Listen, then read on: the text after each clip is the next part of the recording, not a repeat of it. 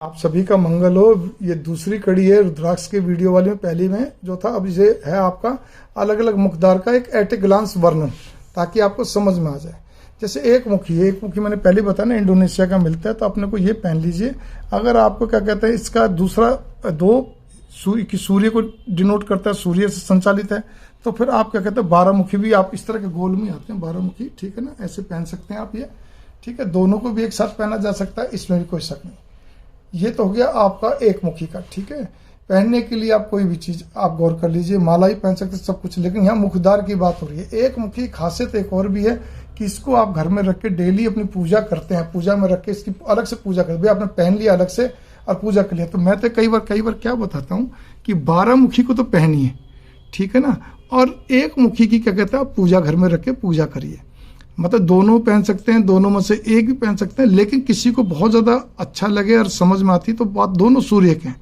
सूर्य के जो प्रभाव होते हैं, गुण दोष होते हैं, उसमें ये अपने को लाभ मिलता है, और कोई बात नहीं, दोषों को समाप्त करने के लिए और लाभ को और ज्यादा प्राप्त करने के लिए। यहां पर मैं इतना कहना चाहता हूं। इसी प्रकार से आप इस चीज पे भी गौर कर लीजिए कि, और कई बार मतलब सूर्य के जो लाभ होते हैं उसके लिए बहुत अच्छा है ये। और लेकिन एक चीज और बता, खाली आप क्या कहते हैं रुद्राक्ष पहन लो, कर्म आपके ऐसे है नहीं, छल प्रपंच से भरे हुए कर्म है, फिर आप रुद्राक्ष पहनो, रुद्राक्ष की पूजा करो, तो वो लाभ उतना नहीं मिलेगा। इस बात पे गौर कर लीजिए। मैं नहीं करा, शास्त्र बोलते हैं, ठीक है ना। वो जैसे कि सारे समय कर्म ऐसे, फिर तीर्थाटन कर लो, दान दे दो, क्या उससे विशेष लाभ मिलना है, ठीक है। मन को केवल खाली एक बहलाने वाली बात है। अब आगे चलते हैं अपने दो मुखी रुद्राक्ष पे, ठीक है।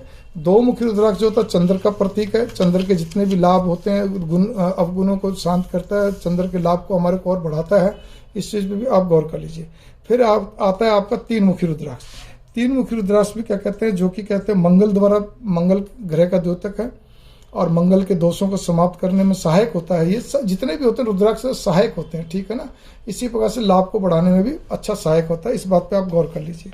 4 मुखी रुद्राक्ष जो है वो क्या कहते हैं आपका बुध ग्रह से संबंधित है, जो कि आपके बुध ग्रह के दोषों को समाप्त करने में सहायक है, उसके गुणों को बढ़ाने में सहायक है। इस चीज पे भी गौर कर लीजिए आप, ठीक है। 5 मुखी रुद्राक्ष जो साक्षात क्या कहते हैं पंचमुखी, इसको जितने भी पंचमुखी, हनुमान पंचमुखी कहते हैं, अपने ब्रह्मा जी भी पंचमुखी, सब इनके द्योतक माने गए हैं। कुल मिलाकर ये बृहस्पति ग्रह से संबंधित होता है, ठीक है। इसके भी जो लाभ होते हैं बृहस्पति को, उसको बढ़ाने में सहायक होता है, और अवगुणों को जो होते हैं उसको खत्म करने में सहायक होता है ये 6 मुखी रुद्राक्ष जो है।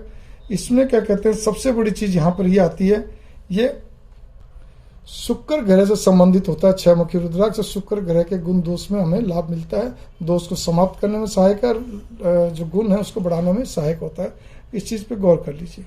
7 मुखी रुद्राक्ष जो है, ये भी एक बड़ा खास रुद्राक्ष है, क्योंकि इसके देव हनुमान जी भी हैं, ठीक है। और शनि ग्रह से ये मतलब शनि ग्रह को द्योतक है ये, तो शनि ग्रह के जो दोष हैं उसको समाप्त करने में सहायक है, लाभ है उसको बढ़ाने में सहायक है। इस चीज पे आप गौर करिए। 8 मुखी रुद्राक्ष जो है वो आपका जो है, इसका एक खास बात ये भी 8 मुखी की, कि इसका ग्रह राहु है, और राहु जो है वो शनि का छाया मित्र है। तो इसीलिए अचानक जो लाभ हानि होती है, कोई भी मतलब कुछ भी हो, तो उसको खत्म करने में बड़ा सहायक है 8 मुखी पहनना। इस चीज पे ऐसा जितनी बात मैं बता रहा हूँ यहाँ पे सब शास्त्रों की मान्यता है, ठीक है ना। पहले वाले में तो मैंने आपको एक साइंटिफिक ढंग से एट ए ग्लांस बताया। अब जितनी बात है अपने सनातन धर्म का जो मान्यता है, जो दे रखा है, मैं उसी को आपको बता रहा हूँ, और छोटी छोटी चीजें कोई ऐसी बात नहीं है, ठीक है।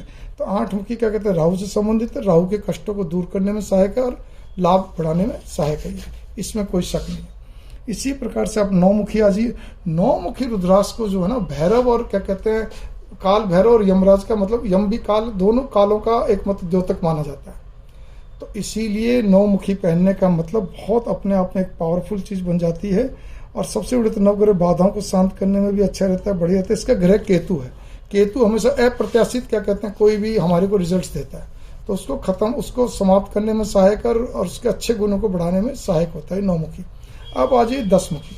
तो 10 मुखी में 10 दिशाओं, दिक्पाल, क्षेत्रपालों, आपका क्या कहते हैं 10 आपका ये 10 अवतार आदि और कई तरह से संबंधित इसको माना जाता है।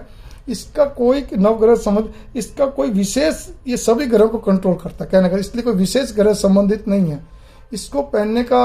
और ये कई, इसका एक और भी बताया जाता है, कोई भी ऊपरी हवा वगैरह उसके लिए बहुत अच्छी चीज है, बढ़िया सहायक है ये कहने करती है। तो इसीलिए 10 मुखी का अपनी एक महत्ता है अलग से। अब आ जाइए आपका कहते हैं 11 मुखी।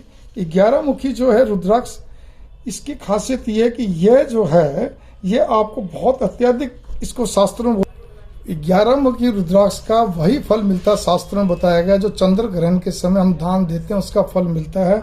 और योग साधना आदि हमारे को आध्यात्मिक विकास के लिए बहुत गजब की चीज़ है। इसी प्रकार से आपका आता है 12 मुखी। 12 मुखी को भी सूर्य का ही क्या कहते हैं द्योतक माना जाता है। हम अगर एक मुखी के साथ ये 12 मुखी पहन लें, या क्या कहते हैं मैंने बताया ना पहले, एक मुखी की अलग पूजा करें और 12 मुखी को पहन लें तो बहुत अच्छा सोने में सुहागा है, इसमें कोई शक नहीं है। और सबसे बड़ी खास बात यह है कि अच्छा तेजस्विता का मतलब एक कहते हैं ना ओरा को और बढ़ाने में सहायक है, अच्छी चीज़ है, बढ़िया चीज़ है, इसमें कोई शक नहीं है। ये रुद्राक्ष अपने आप में बहुत गजब का है। और एक मुखी के साथ मिलके तो ये 12 मुखी जो है ये बहुत ही क्या कहते हैं सोने में सुहागा काम करता है हर तरह के चहुमुखी विकास के लिए, चाहे आध्यात्मिक विकास हो, सामाजिक विकास हो, राज्य कई हर तरह के विकास के लिए ना, अपने तेज के लिए, अपने हर चीज़ के लिए। फिर आता 13 मुखी। 13 मुखी रुद्राक्ष जो है वो एक भौतिक सुख समृद्धि के लिए है। 6 मुखी और 13 मुखी, अगर हम 13 मुखी से 6 मुखी पहन लें तो अच्छी बात है, नहीं तो 13 मुखी तो अपने आप में बहुत पावरफुल है, भौतिक सुख समृद्धि के हेतु विकास के लिए सहायक है ये। 14 मुखी, 14 मुखी के भी देवता हनुमान जी हैं और 14 मुखी भी बहुत ही पावरफुल रुद्राक्ष होता है, इसमें कोई शक नहीं है, ठीक है। और शनि की शांति के लिए भी 14 मुखी कहते हैं, और 7 मुखी ये बड़े गजब की चीज़ है। 14 मुखी उससे भी ज़्यादा, जब उससे बड़ा तो उससे भी ज़्यादा उसका प्रभाव है। दोनों को पहनते हैं और सोने में सुहागा, नहीं तो एक तो 14 मुखी तो अपने आप में पूर्ण है जिसको कहना चाहिए, ठीक है ना। तो ये सब हमारी धार्मिक मान्यता है, मैं उसी के बारे में आपको बता रहा हूँ एट ए ग्लांस, एक सारांश में जिसको कहना चाहिए। तो हमें पहनना चाहिए 14 मुखी अगर। और सबसे बड़ी बात यहाँ पर ये आती है कि खास तौर पर हम अगर अपने विचारों को और पुष्ट करना चाहते हैं और अत्यधिक क्या कहते हैं मतलब हम एक अपने जिसको कहना चाहिए ना एक गहरे लेवल में जाना चाहते हैं, आध्यात्मिक लेवल में, या हम अगर वैज्ञानिक हैं, फिलोसफर हैं, कुछ भी है, तो उसमें बड़े गहराई के लिए जाने के लिए बहुत गजब की चीज़ है ये भी आप गौर करके चलिएगा, ठीक है ना। और हर तरह से इसके अंदर गुण है, गुण तो सभी रुद्राक्षों में, लेकिन जो है वो मैंने आपको बताया मोटे तौर पर। इसी प्रकार से फिर आता है गौरी शंकर, जिसको अर्धनारीश्वर भी बोलते हैं, ठीक है ना। 2 दाने होते हैं, एक थोड़ा सा छोटा, एक थोड़ा बड़ा होता है, कई बार साफ दिखता है, कई बार थोड़ा ध्यान देने में दिखता है। तो ये क्या कहते हैं हमारे को अच्छे लाभ देते हैं, ये सारी चीज़ है। और सबसे बड़ी बात इसको शिव शक्ति बोलते हैं, इसमें कोई शक नहीं है।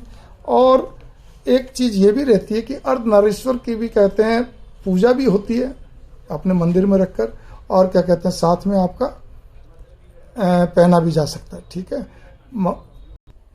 इसी के साथ ही आपकी मंगल कामनाएं। नमस्कार।